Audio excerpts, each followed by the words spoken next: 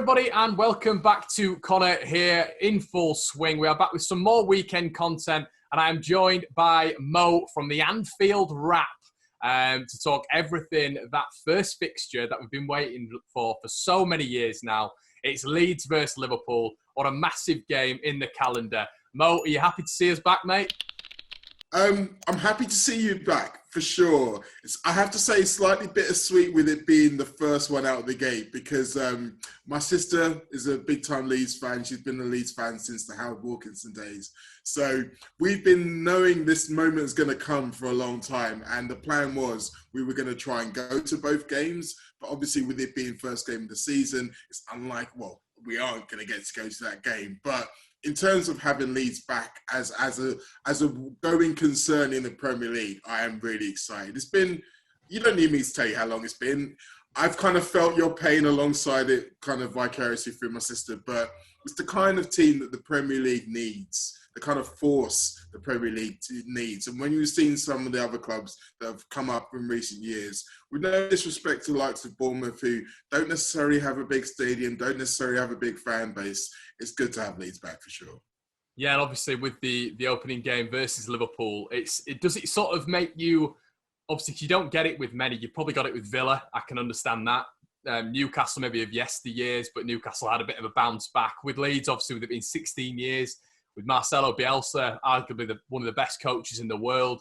Does it have that extra spice to it when you see Liverpool versus Leeds on the opening day of the season?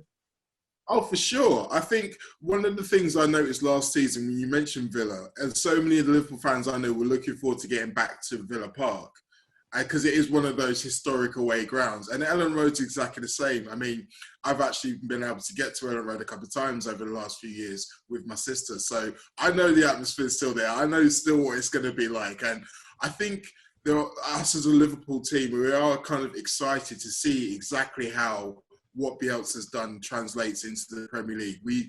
I know for sure that he's a great coach. I've seen how Leeds play firsthand and how he's able to get them working. So it's a strange situation because if it hadn't been for Sheffield United last year, I think Leeds would have come up and surprised loads of people. But I think people are going to be wary of the teams coming up this season. I don't think anyone's going to take any of them lightly. Yeah, it's a really interesting point, that, Mo, because I was going to ask you about that. Obviously, with Leeds being how we are, very, very quick, very high on the press, very intense from moment one. We've added, I don't know if you've seen today, but we've got Rodrigo from Valencia for 30 million. And we've got a player, I believe when this comes out, I expect it to be done, but we've got a German international, a young German international who's sort of leading the regeneration of the German team alongside Timo Werner, Leon Goretzka in Robin Koch, who's a centre-back. And we're spending sort of 15 million on him. It seems like we're doing things the right way. It reminds me a little bit of Wolves when Wolves first came up. Are you sort of expecting Leeds to, I know you just mentioned it then, but are you sort of expecting us to surprise a few teams and sort of fit into the Premier League way?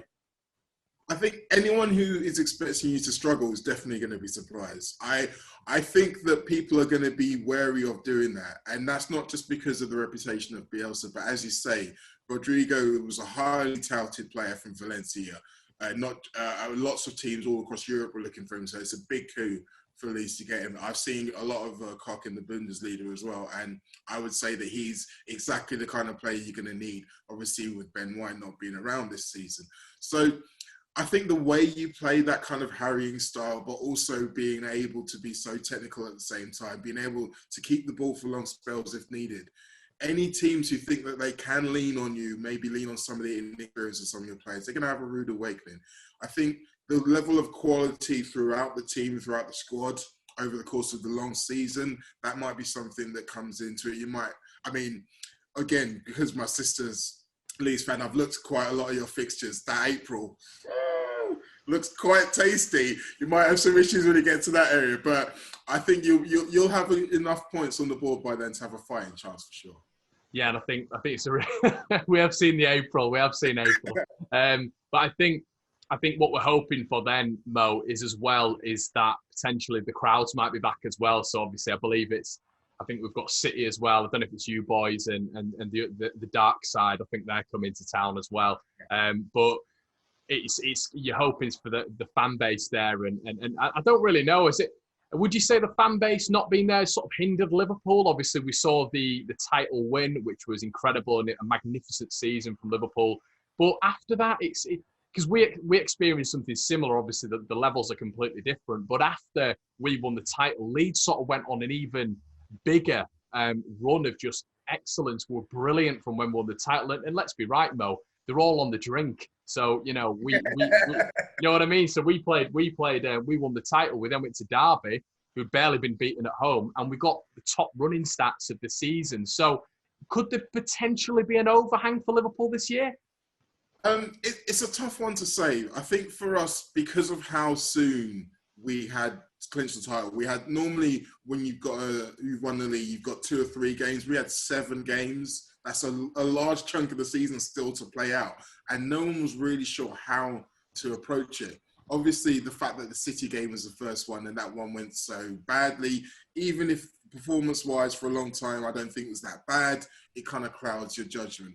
In terms of the fans, I really don't think we'll see until this year, simply because those games, we'd done most of the work at that point. Even though we still hadn't won the league by the time we came back, those last 2 games, we knew that we had enough in the tank to get over the line regardless.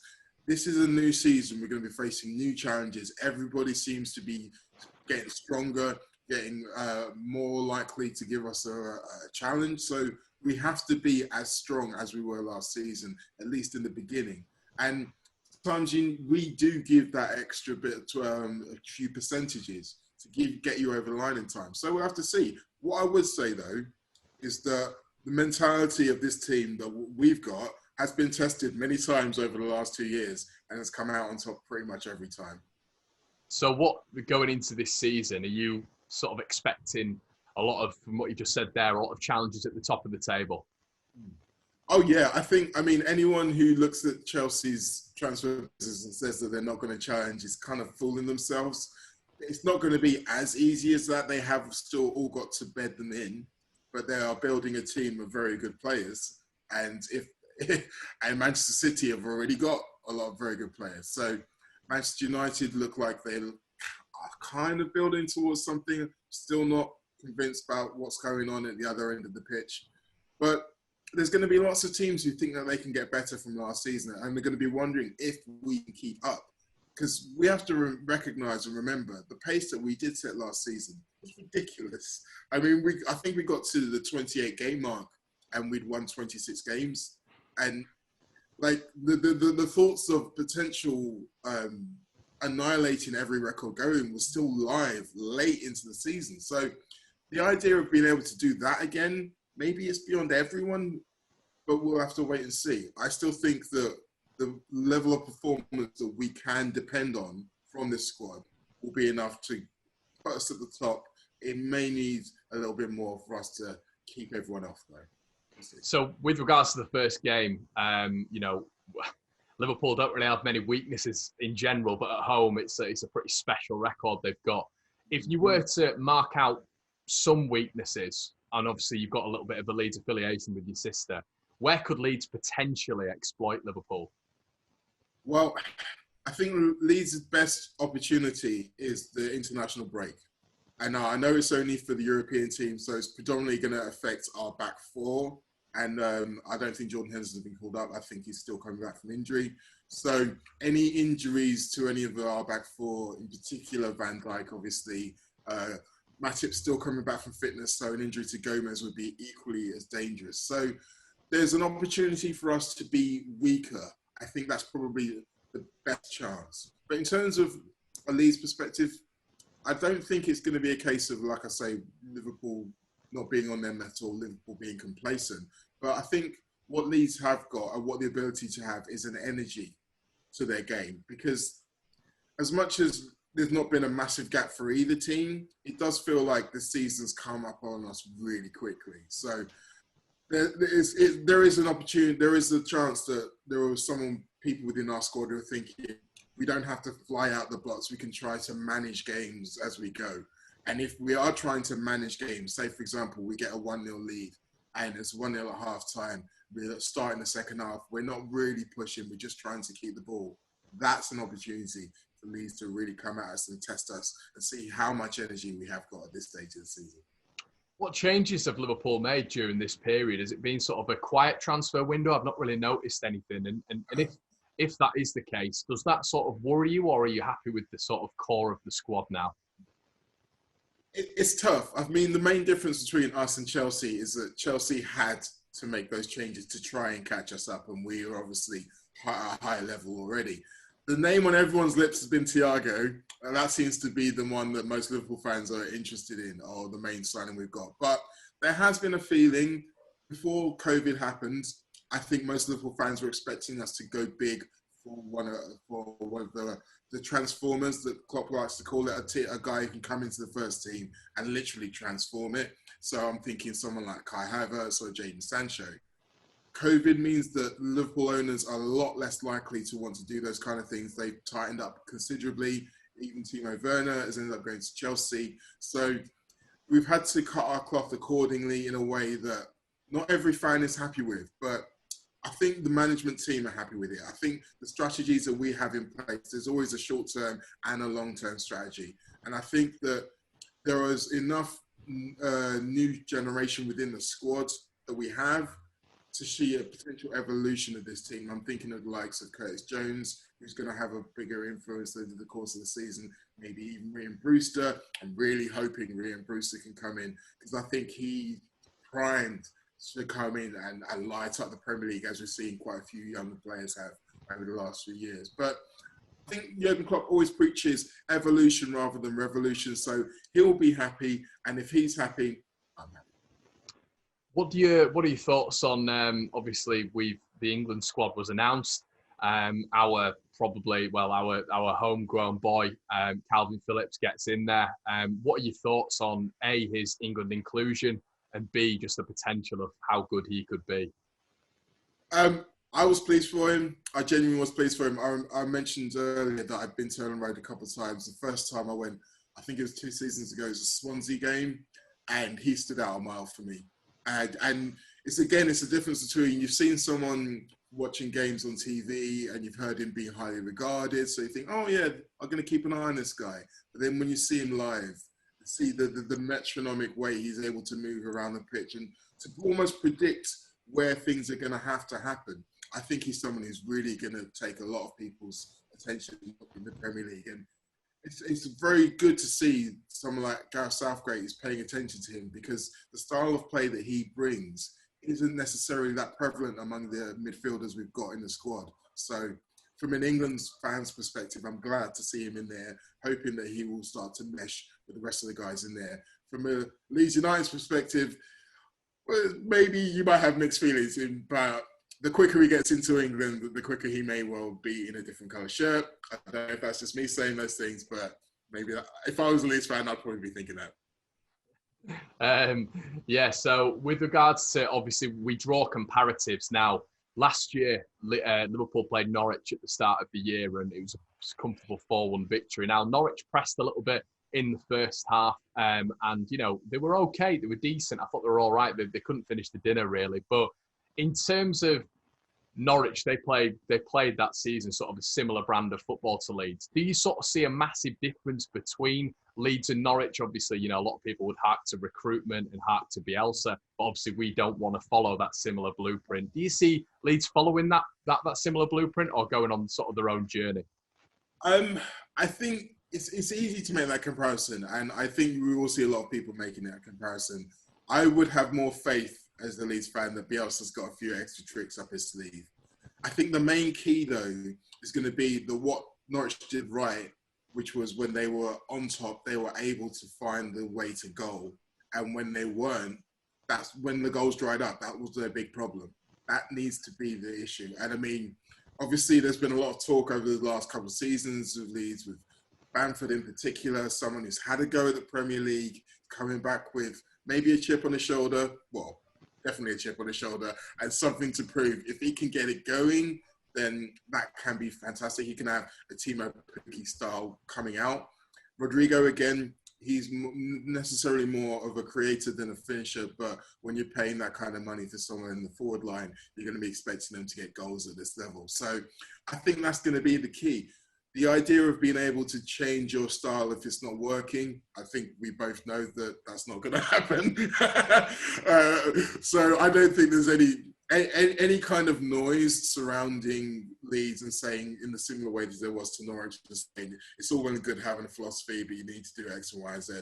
People second guessing a guy like Bielsa, it's going to make absolutely no difference. I know that, you know that. So I'm quite interested to see how that plays out. But I do think that, as I said, this is a guy who he's forgotten more about football than most of us do. He will have a plan for if his plan A isn't working.